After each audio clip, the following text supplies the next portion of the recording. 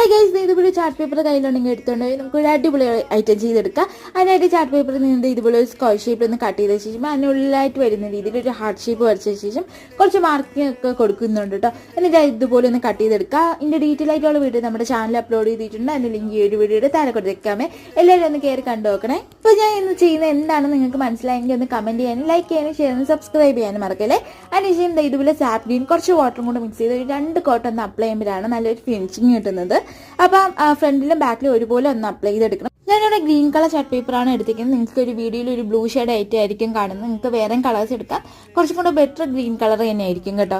അപ്പോൾ പെയിന്റ് ഒന്ന് ഡ്രൈ ആയ ശേഷം ഇതുപോലെ ബാക്ക് പോർഷൻ ഗ്ലൂ അപ്ലൈ ചെയ്ത് നമുക്ക് ഇതുപോലെ ഫ്ലോർ വെയർ ഒന്ന് സ്റ്റിക്ക് ചെയ്തെടുക്കാമേ.